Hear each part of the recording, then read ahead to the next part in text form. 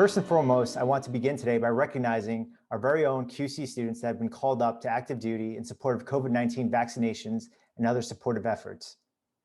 Army soldiers Lisa Yegorova, Redwan Hossein, Alexandra Johnson, and fellow Marine William Gao. We wish you all a safe return to campus. Queens College supports students who are called away to U.S. military duty during their college career. Mobilized students are given a wide latitude of policies to enable them to seamlessly maintain and resume their studies. Please contact us at veterans@qc.cuny.edu if you or someone you know has recently been mobilized. Second, I'd like to thank our event organizers that made this town hall meeting possible. The offices of the President, Student Affairs and Communications, QC Veterans Club, Manhattan VA's New York Harbor Healthcare System, and Veterans of Foreign Wars, Queensboro Hill Post. We're here today to specifically hear your voices, opinions, and questions concerning issues impacting the campus's student veterans and military community. We've invited a diverse group of panelists to speak and engage in a meaningful conversation today.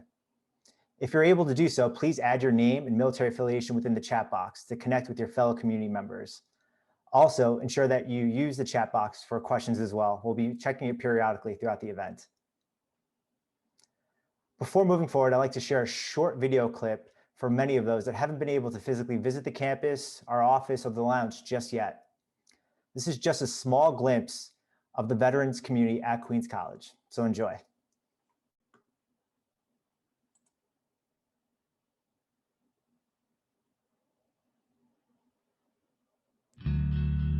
Queens College is a campus steeped in military tradition, with Air Force ROTC programs dating back to the 1950s and the 1960s. Its military culture and history can be traced back to participation in World War II. Since the wars in Iraq and Afghanistan, returning veterans have increased dramatically. Today, Queens College is home to over 200 veterans pursuing a myriad of different degrees in both undergraduate and graduate levels. Many of the college's veterans frequent our campus's lounge, each finding something beneficial to them.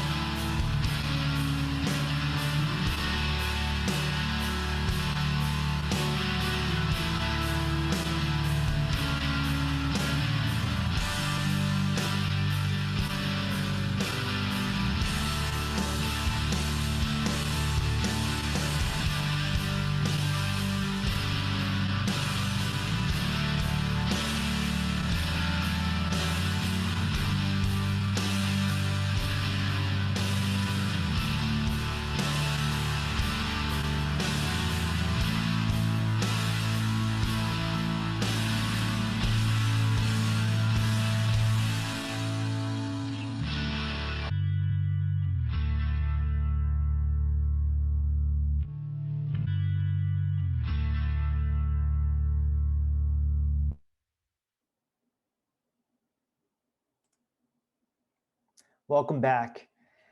I now have the honor of presenting our first panelist. Frank H. Wu is the 11th president of Queens College and is the first Asian American to serve as Queens College president.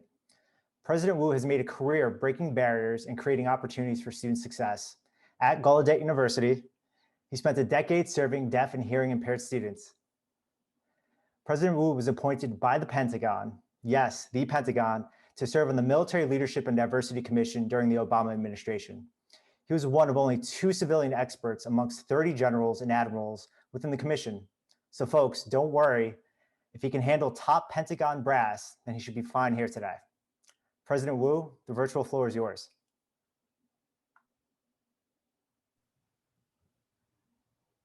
Thank you so very much. Hi, I'm Queens College President Frank H. Wu. I am so grateful to be here today for all of you, for the Veterans Affairs Town Hall. It's an honor to be among the many heroes who have served our country and defended our freedoms. As you likely know, we have a rich tradition of service in the military. 70% of the pioneer class of 1941, our first class, served in the armed forces during World War II. And a memorial to those brave individuals sits proudly on our campus quad. Our students and alumni have continued to serve throughout our 83-year history. We boast an impressive population of student veterans to this day, all of you. This semester, we're happy to report we have a grand total of 212 student veterans, military personnel, and dependents who have registered for spring courses.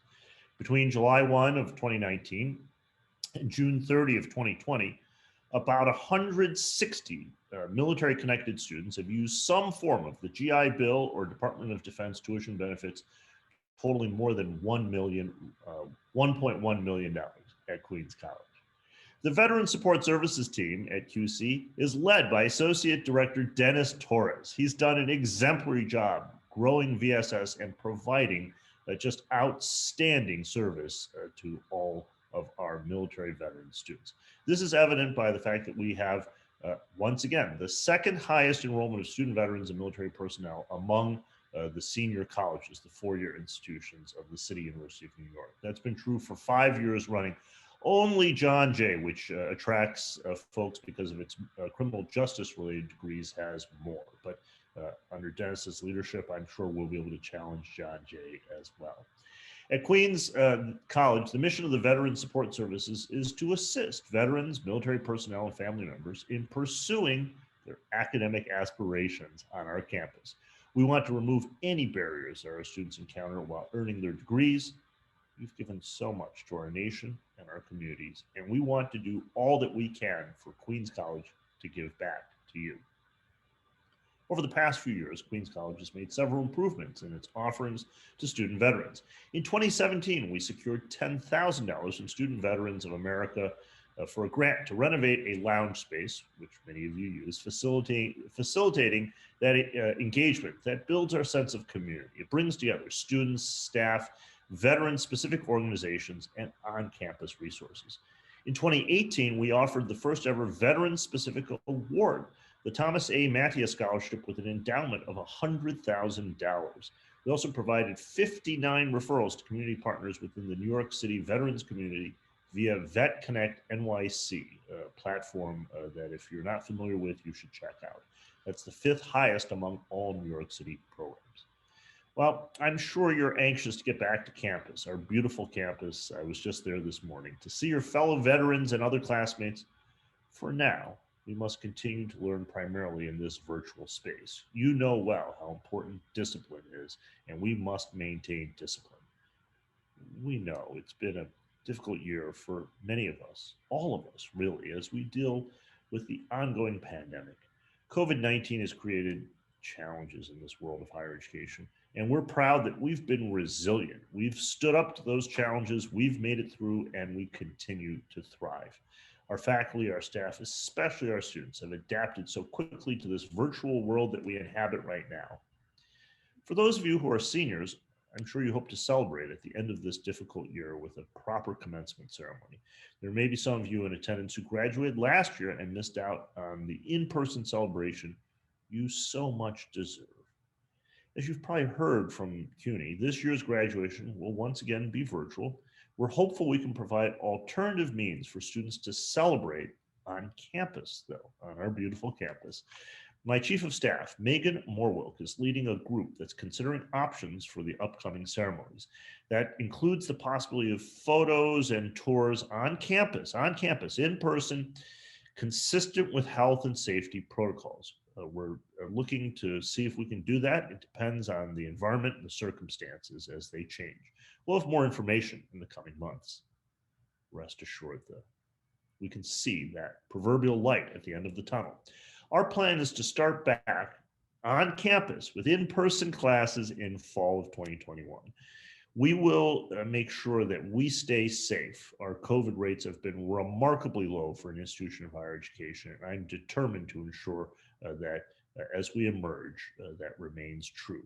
We have to follow the rules set by the federal government, the state of New York, and CUNY Central. We're looking at the best practices recommended by the CDC. We've learned so much about virtual education during this time, and we'll take the best of that in strategic planning and offer multiple options. Many want classes in person. We know that. Like you, I yearn to be able to see old friends and meet new ones. Some still want online courses, and we know that too. We will adapt, and we look forward to a new and improved way of learning starting fall of 2021. Again, on behalf of Queens College, I want to thank you for all that you have done in service to the United States of America, the greatest nation on the face of the planet, and all that you continue to do in service to Queens College, to our community. I look forward to the time in the future when I can salute you properly in person.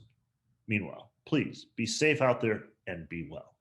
Now, I'm proud to introduce Assistant Vice President for Student Affairs, Jennifer Jarvis. Thank you, President Will. Good afternoon, all. It's a great pleasure to be here with you.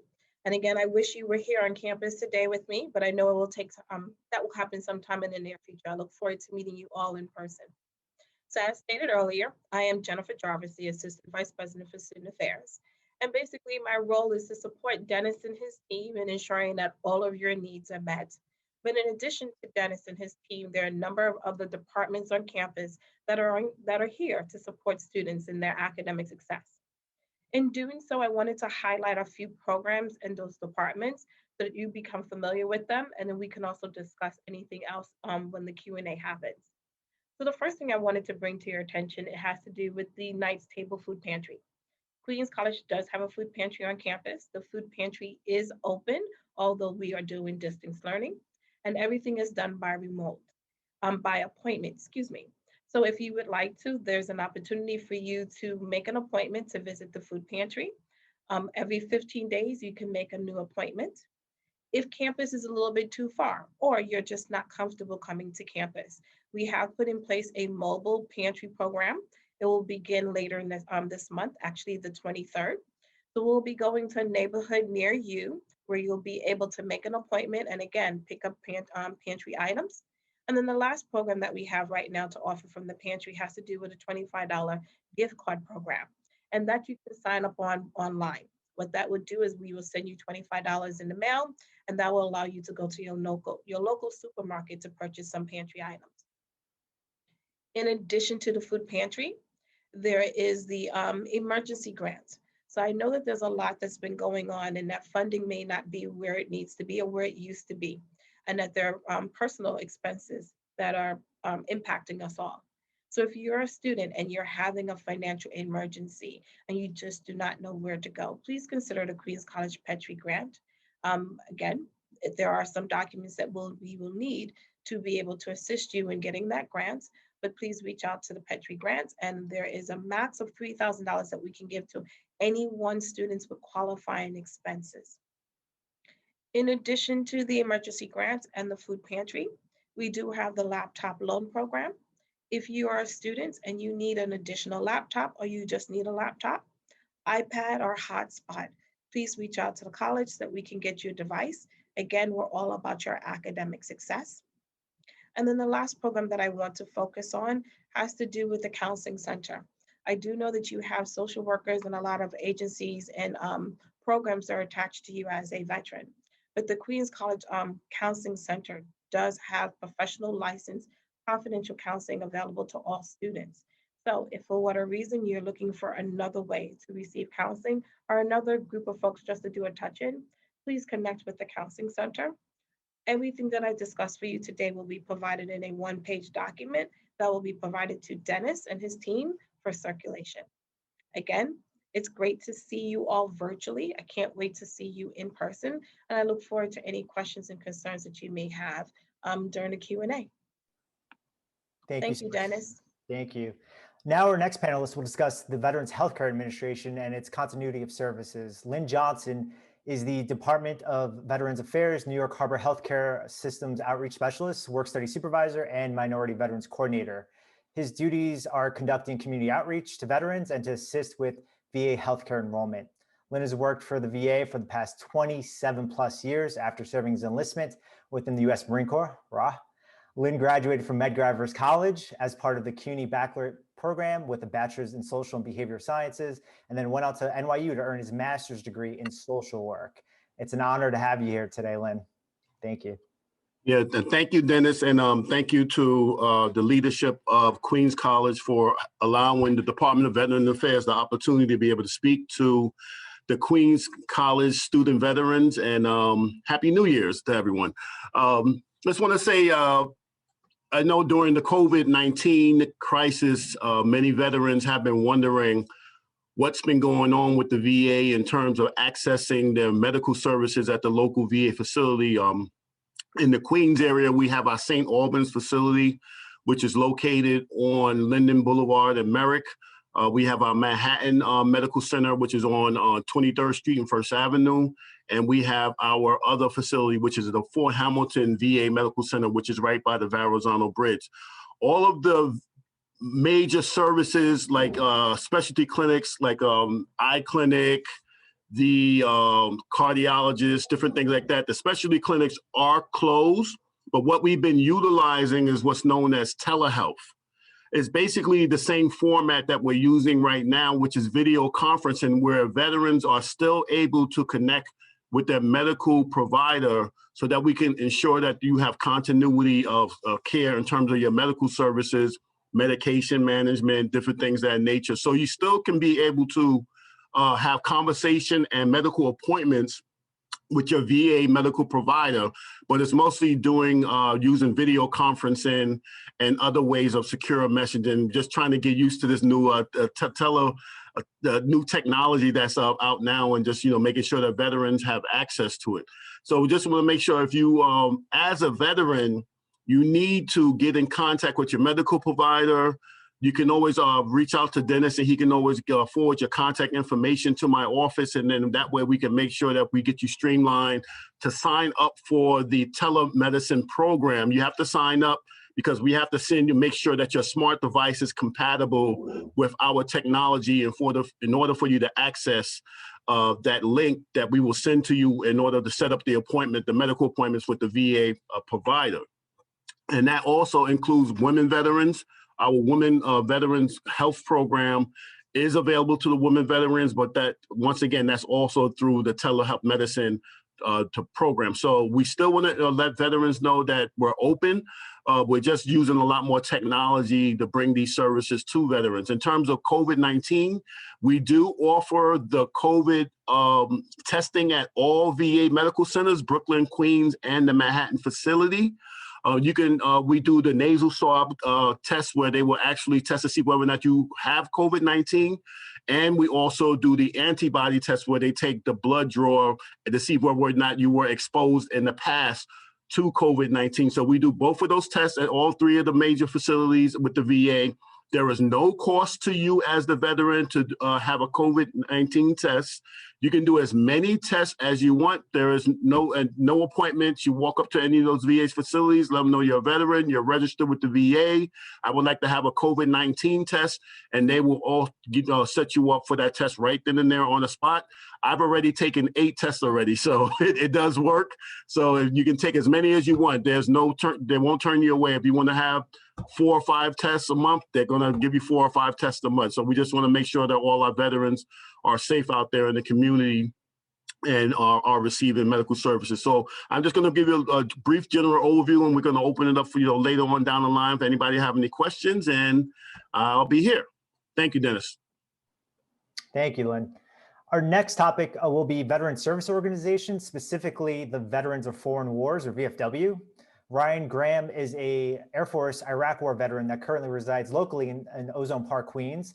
He has served as the post commander of the Queens County Council, VFW, providing administrative support to almost 20 posts throughout the borough, and is the chairperson of the Legislative Committee, which provides recommendations and drafting potential legislation for elected representatives throughout Queens. Ryan?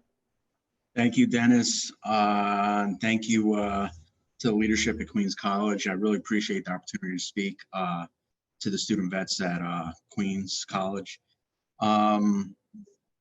Pretty much, I'll try to make it brief. But what is the VFW? I know a lot of people have a certain view of it. They think of a bunch of old vets drinking and smoking at a bar. There's definitely more than that, especially our generation, OIF, OEF. We're very much in tune with community service.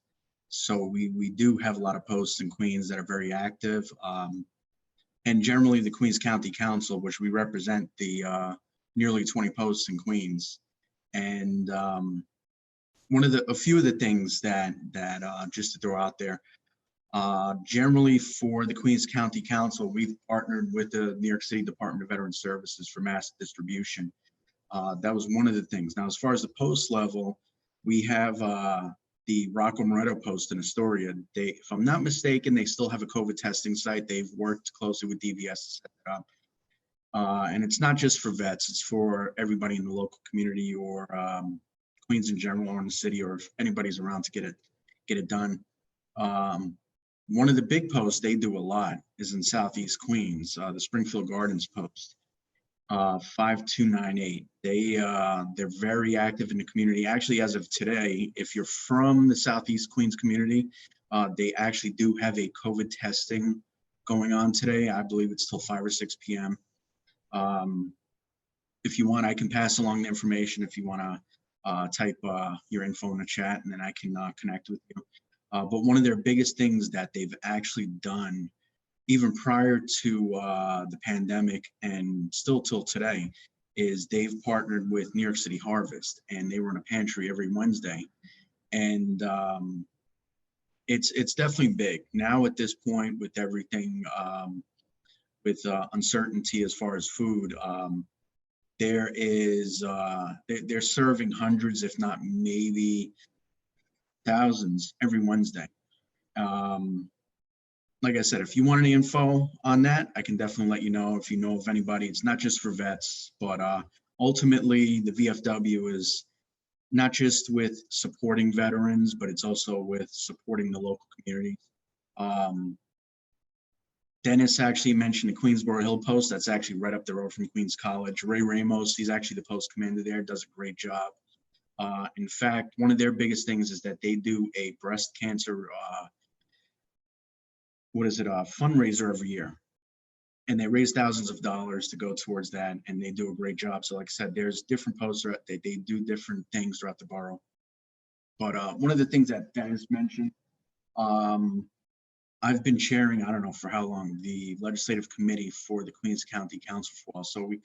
So not just myself, but other people on the committee, even other veterans that want to get involved and learn about the legislative process or anything along that process, is we connect with local elected officials, whether at the congressional level. One of our biggest allies is actually Grace Mang, which I believe she actually covers the district around Queens College, and Grace is very great for vets. The New York State Legislature and New York City Council. Just to throw out a few things, a few pieces of legislation that we're working on. One of them is that New York City agencies be required to hire a minimum of 10% of veterans in senior management positions for city agencies. Part of that is that, and I know Dennis knows this well, I know some of you other vets out there, you know that well, that we chose to serve in the military and forego college in the meantime. And when we come out, the biggest issue is gaining meaningful work. And part of that is translating what we've done in the military to the civilian sector. So part of that is a lot, I'm guarantee most of you were probably NCOs in the military, maybe still are, if they're serving in guard or reserve capacity. So that's one of the things that we're trying to push. Another thing, don't mind me, I'm looking at my agenda here, and we have a whole list, is that all counties within the city of New York allow eligible veterans full property tax exemption according to legislation passed and signed by the New York State Legislature. Right now, this is something we're working on with Senator Joe Adabo. And basically, like other states, I know me and Dennis, we spoke about this before, Texas, Florida, Virginia, I believe there's a few more states that if you are 100% P&T, compensation that is, that if you decide to buy a home or a condo or whatever, that you won't have to pay taxes on that. So that's something we're going to try to push, but that's something I'll bring up in a sec. And then the last thing is that New York City Department of Veterans Services, in conjunction with other New York City agencies, provide real-time data, preferably semi-annually, reporting into current veteran homeless population, as well as the demographic data, along with operational plan / action for housing and employment assistance. But getting back to the second part, as far as the full property tax exemption, it's going to be a big issue because of COVID. There's definitely going to be a lot of budget shortfalls coming up, especially here in the city. As far as the New York City Department of Veterans Services, they're allocated $4 million a year, which is really a drop in a bucket to other agencies throughout the city. So this is something that we've been trying to push to get more money for more services for veterans, to include on the academic side, so that way there's more funding that can flow into colleges throughout the city. But we're going to see what happens. But like I said, I can keep talking. I'll leave it at that. Back to you, Dennis. And thank you again. Thank you, Ryan. We do appreciate that information. It makes complete sense right now with everything that's going on. Now I'd like to actually shift over into the general Q&A. I'd like to open up questions from attendees. So the format, please raise your virtual hand so that our moderator can unmute your microphone and to address the panel, or type a question directly into the chat box so that we can address it there as well. Until we get it going, I have a general question that I'd like to actually propose to the panelists here. If you could go back in time, what advice would you give your college self? And that's general to anyone that wants to take that on. What advice would you give your college self if you can go back in time? Can I respond to that? Floor is yours, Len. One of the things that I really would like to impress upon, especially the incoming freshmen and two-year individuals who are in college right now, take care of your health. One of the things that I noticed that when when I first went to a CUNY facility, I started off at Medgar Evers College. And because of my service-connected conditions, I started having some difficulties in terms of concentrating in class, different things of that nature. And I didn't even realize that there was an office of the differently able that was available to me on the college campus to be able to support me in my academic development. And it took me probably about 1.5 to 2 years before I finally went to that office and say, hey, I'm having difficulty concentrating in class. When I look at that whiteboard, I start getting migraine headaches, different things of that nature. And when I spoke to the individual in that office, they basically was saying, look, can you get a letter from your medical doctor at the VA? I said, yes, because my medical doctor at the VA knows about my condition. I brought the letter back to that office, and they were able to work with my VA, a physician and everything like that, in order for me to be able to get some time to get up and walk out, take a walk, a breath of fresh air when I needed to, whenever I started getting migraine headaches from staring at the blackboard. And when I started taking the finals or midterms, and I started having trouble concentrating when I was taking tests, they gave me a couple of extra minutes to clear my head during the testing time. So I didn't even realize that this office was available to me on the campus in order to help me throughout my academic development. And I still see many veterans who come into my office might be experiencing sleeping issues, might be going through even personal, relationship issues, different things of that nature. They don't even realize that this office is still available to them on the campus to support them. It's not about being in your personal business. It's about supporting you in your academic development. The VA also offers, it's called neuropsych testing, where we test the veteran for any cognitive difficulties, different things of that nature.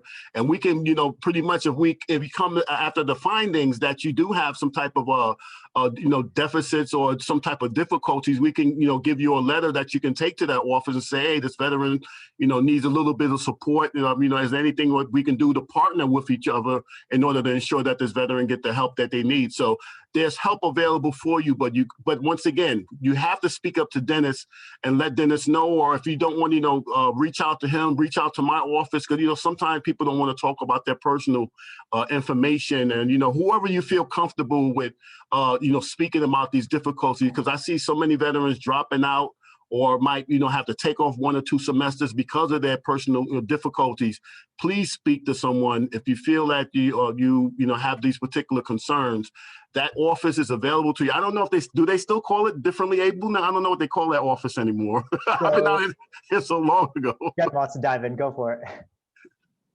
Yes, I'm sorry. I literally just dropped into the comments. Thank you for that, Lynn. You're definitely correct.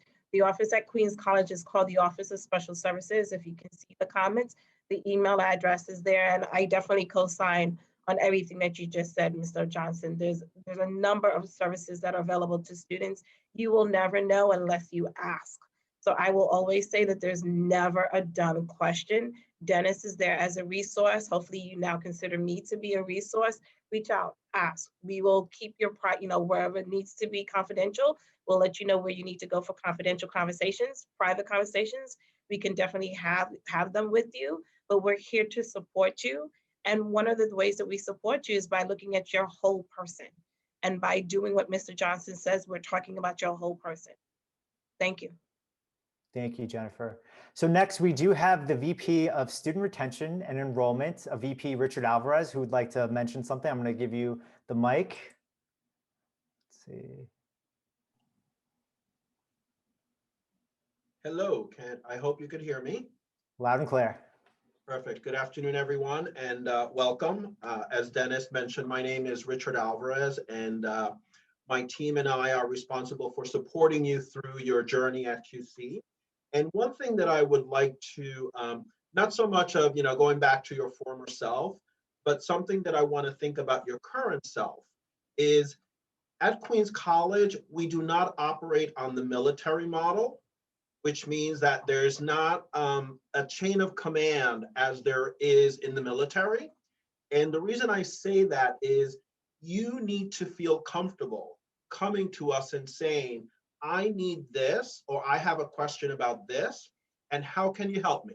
So if I could be as bold to say that the chain of command is reversed. I work for you as a student. You don't work for me. So in order for us to help you, in order for us to support you, and in order for us to be able to have you, your issues addressed, if we don't know about them, we try and kind of see what are some of the things that are tripping students up. But I find that with veterans, that sense of, well, I cannot advocate for myself, or I cannot ask because that's just not how it was done, that I want you to start shedding that. It is appropriate in some settings, but as it relates to your experience at Queens College as a student, it does not. As I said, I work for you, my team works for you, but the only way that we're going to be able to serve you and meet your needs is if we know what they are, and then we're able to work with you to figure out how do we get the services to you, how do we help you connect with whatever it is that you want to connect with, whether it's student clubs and organizations, internships, or other types of resources on campus. So just keep that in mind, please. And I know that it's a big shift because you spent your entire military training on kind of, these are the rules, this is the protocol, this is the hierarchy. I need you to kind of just try and shed that away because that is, from my perspective, the best way for us to support you. Thank you, Dennis. You're welcome, Richard. And that's really critical information, self-advocating for yourself. We're here in service. It's in our motto, we learn so that we may serve. So that makes a really great point. I believe Ryan wants to piggyback off of that as well. Yeah. Lynn actually, excuse me, Lynn actually really hit some key points. In fact, it's been a while since I've seen Lynn. Lynn actually, if you really need anything from the VA side, Lynn is very good. He knows his stuff. He's been around for a while. And he's, I guess the term in the military, Lynn is a quiet professional. I mean, Lynn like really just does a lot, and he can guide you in the right direction. And to jump off of the last speaker, you know, it's same thing. You know, you have Dennis. Dennis is a Marine Corps vet. He's been there. He's done that. You know, he's done that. He's been in our shoes, so he knows how it is. But from a personal take, actually, this involves Lynn. This is one of the first times when I started going to school. I actually started going to school at LaGuardia Community College. And this is like maybe a year after I got out. So this is about 2009. And the work study program was actually brought up, and definitely provided some good information. Me being stupid, I never followed through with it. So there was definitely a lot of issues. You know, you just can't hold it down. It's not like the military anymore. There are people to speak to anymore. You know, you don't have to be afraid of retribution. Like you're not gonna be promoted. You're not going to move forward with the next assignment. It's totally different once you're out. So there's definitely, like I said, I dealt with my fair share of issues, and I held it down for a very long time. And in fact, to be quite honest, I flunked out of LaGuardia. I did horrible. My head wasn't in it. I think I needed like 1 or 2 more classes, and I just couldn't do it anymore. I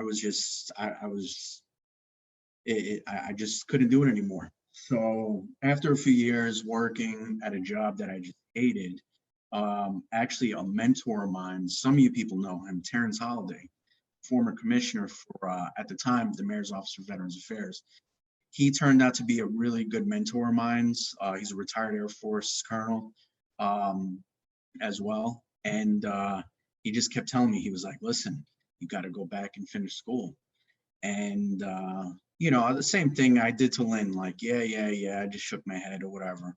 And right down the road, sorry it wasn't Queens College, but I actually went to St. John's, transferred over everything, and graduated. And sure as hell, he was right, you know, and it wasn't just him, it was other people. And it just, getting my degree, it just helped so much. But yeah, like to piggyback off of what everyone else has said, just don't hold it down. Speak to people, whether, you know, you want to file for compensation, or even things that you need help with. There are vet centers that I've actually gone to the vet center in Queens and Woodhaven, and they're all over the city. But like I said, if you need help, you know, definitely speak to somebody, because otherwise they're going to continue to stay hidden. So that's just my personal take from when I started. Unfortunately, I went down a route that wasn't healthy, but I was lucky enough to have good people on my side and to help me out. But like I said, there's people out there. Lynn is great. You have Dennis. So yeah, I'll leave it at that. Thank you, Ryan. That's really sharing something that intimate really takes a lot. A question from the actual attendees. I think this is going to be geared more towards QC leadership here. So COVID-19 is not expected to be eradicated by fall. We all hope it is. But so if we do open campus, what are we looking at in terms of class size, when small is probably the way to go, but funding usually dictates so? And that's from Jeffer.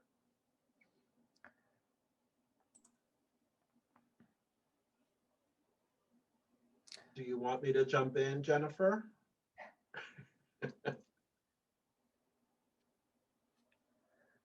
Has there been any guidance or anything as far as the class sizes? So I apologize. Yes, Richard. So The first thing I'll say, and as we know, I hope that everybody is safe and their families are well. We're going to follow science first. So obviously we have the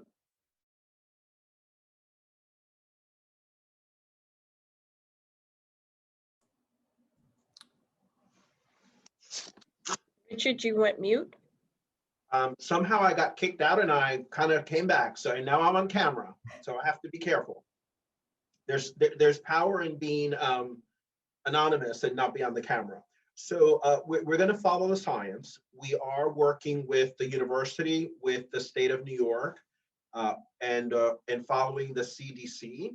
So there is a lot of uncertainty, but we know that at least during the next year, that physical distance, that mask wearing, that cleanliness is going to be a factor. So we are now working on what will our ability be to accommodate X number of in-person classes. I would say that part of the challenge, again, is that there's so much uncertainty, vaccination issues, testing issues, people having multi-generational homes. So there are a lot of different factors that I think we're taking into consideration, but we are going to follow the science first, and we want to make sure that everyone is safe, not just our students, but our faculty, our staff, and everybody that is on the community. So I apologize that we don't have more clarity, but we are trying to figure out what that's going to be like. I think that the one thing that I could say that at this point does not seem probable is that we're going to be 100% back on campus. That is not going to be the case. And I think the conversations that we're also having is, if there's a student who feels that for whatever reason, I cannot be in person, that we're going to make every accommodation possible so that that individual can continue with their education, even if it's all remote. Jen, did you want to add anything? No, thank you for that. You've hit it. So pretty much just to reiterate what VP Alvarez says, we do not expect our students to be on campus for the fall semester. We are taking a look at the science. We're trying to make sure that any student that does not want to be on campus has an option to continue their degree by continuing with distance learning. And we will have some things on campus, but we will communicate that. And I think we're even having conversations about surveying students about what they feel they need to have in person.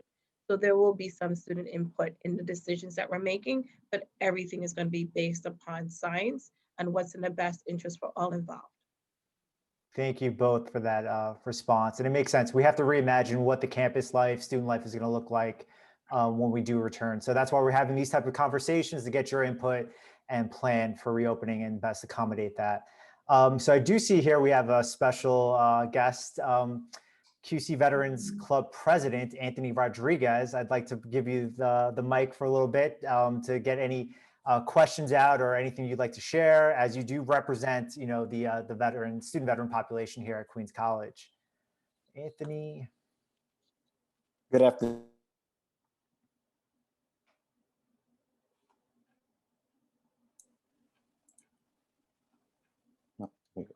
Good afternoon, everyone. My name is Anthony. I'm the Queens College Veterans Club President. And I had I had two questions, but one of them already got answered because of the veterans keep asking me about, like, what's going to happen with campus. Many of them are not going to Queens College. They came out because of online. They have migraines and stuff like that, and after the first semester they dropped out. They were just like, nah, I'm not doing this anymore. But the other one is being the QC hub. Is there any way that, as veterans representing less than 1% of the population in Queens College, we can have a veteran specialist? As veterans, a lot of them come out of the service a little bit older, have a lot on their plate, and it's hard to jump into behind the line that everybody in Queens College forms.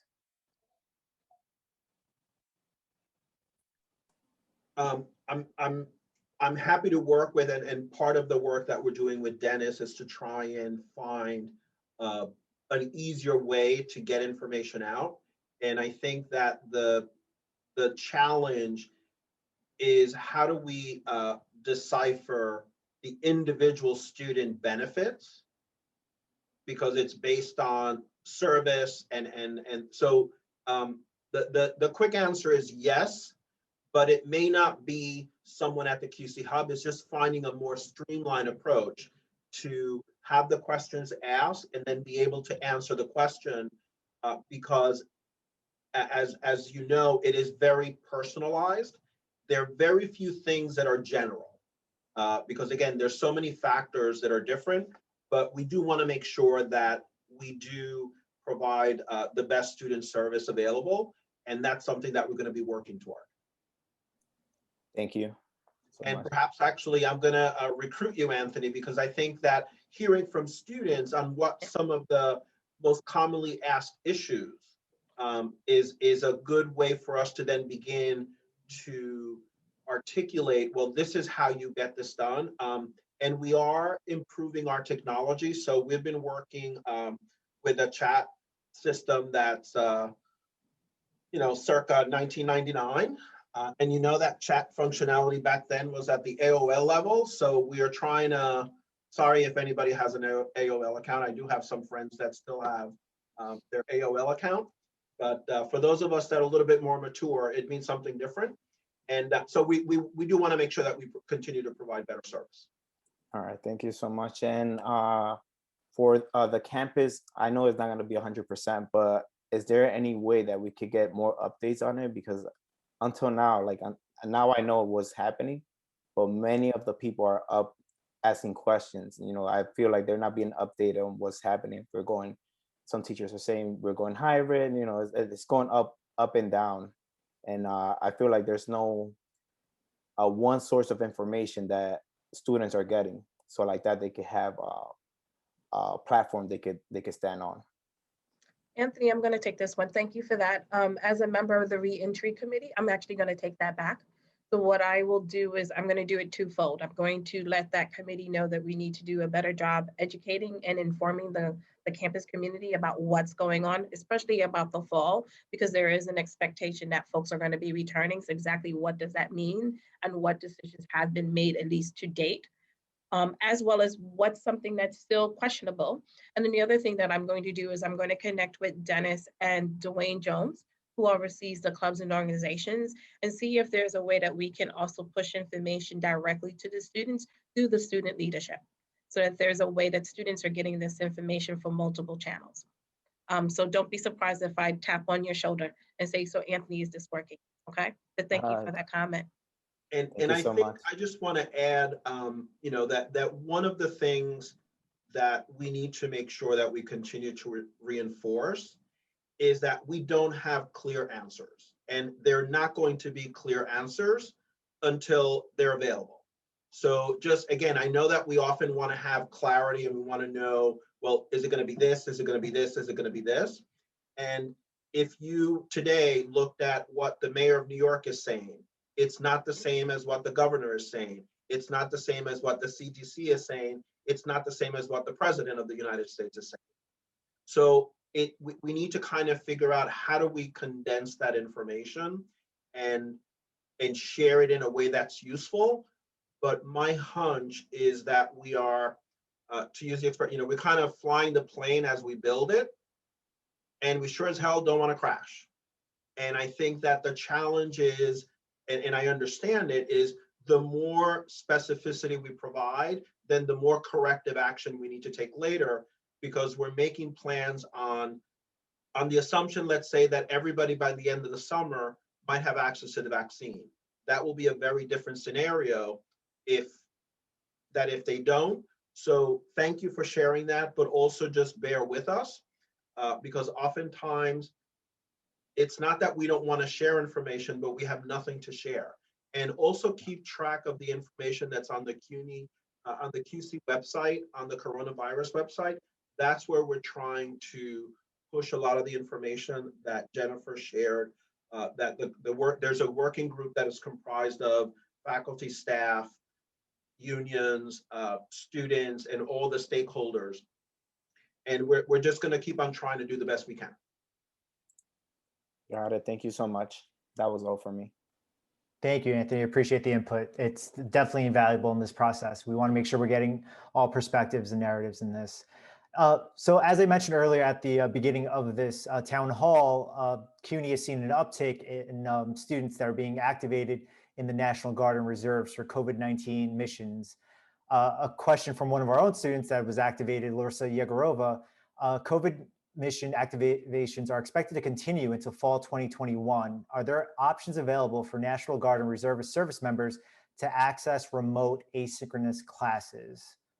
So will there be expanded number of asynchronous courses for fall 2021? So I don't know what we're again, as I said, we're trying to figure out what the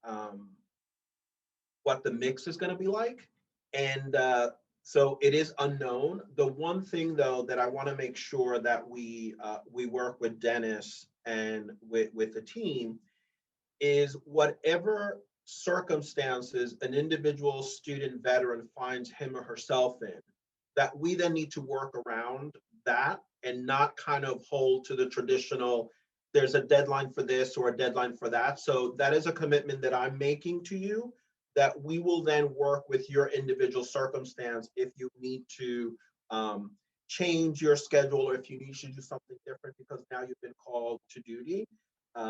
If you're in a class at the time and the class is not asynchronous, there's always also the opportunity to have special arrangements with the faculty member, considering the circumstances. But right now, we just don't know what that mix is going to be like for the fall. And just to add to the level of complexity, there's a set of individuals, faculty, staff, students who can't wait to be on campus and want to be back in person. Yet there's another set that's at the other extreme. It's like, I'm not going anywhere near campus until, so we're trying to figure out how do we then create an environment for all, and then all those that are in the middle. I would like to add on to that. Please don't select your fall class schedule based on if it's synchronous or asynchronous. What I would encourage you to do is pick the classes that are going to be engaging for you, that's going to help you meet your degree requirements. And if there are concerns about if you are going to be able to meet that academic requirement, to bring that to the Veteran Affairs office. And if it's not something that their office can assist with, that's where my office will come in. So please don't make your schedule based upon that. I love the question though. It is something that we definitely need to think about. But while we're not there yet, I don't want that to be a limitation for you. Thank you, Jennifer. I believe we have time. Dennis, if I could just add one more thing to this, and also I think within that context, we should also begin to think about, once we are past the pandemic and we're back to whatever the new normal is going to be, I think that a lot of these issues related to online instruction, asynchronous versus synchronous, it's something that we should continue to explore, because some of the circumstances of your activation may change, but your needs may not. So we want to make sure that we continue to build on this. And one of the advantages, if we could call it that, of this COVID-19 pandemic is that it has accelerated our work on distance learning and online education in a way that nothing else would have. So it's something that I think it's going to be with us forever. The calibration of what that looks like and how do we then support our men and women in uniform. And Dennis, as you know, we're also exploring how do we work with individuals before they go into the service so that they have already a connection to higher ed, and it doesn't. So just wanted to throw that in there, that's something that we want to keep in mind. Thank you. So time is winding down. We have time for maybe one last question. If anyone wants to raise their hand, virtual hand, and that way we can give you the mic. If not, I will defer to the panelists. If you have any final talking points you'd like to convey, if anyone has anything, at all in regards to student veterans?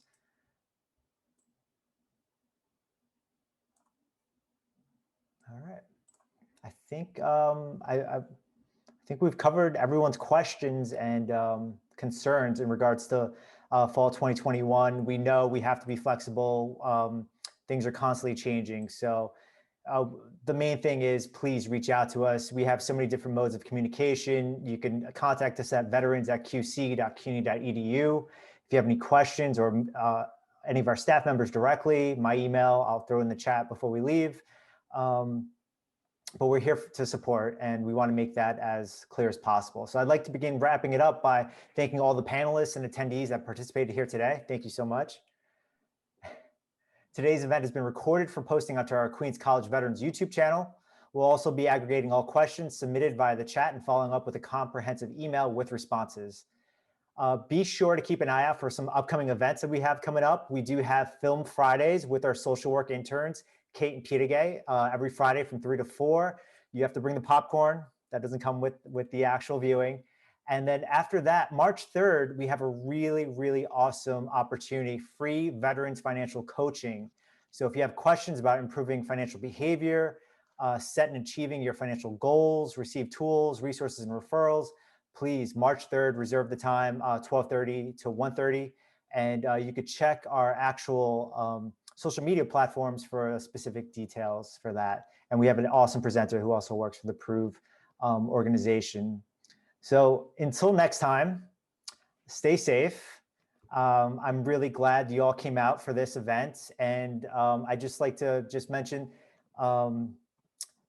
just thoughts and prayers for what's going on in Texas right now, for everyone that's impacted over there, dealing with everything. And, you know, we're doing the best we can from here. So once again, stay safe and thank everyone for showing up today. Have a great day.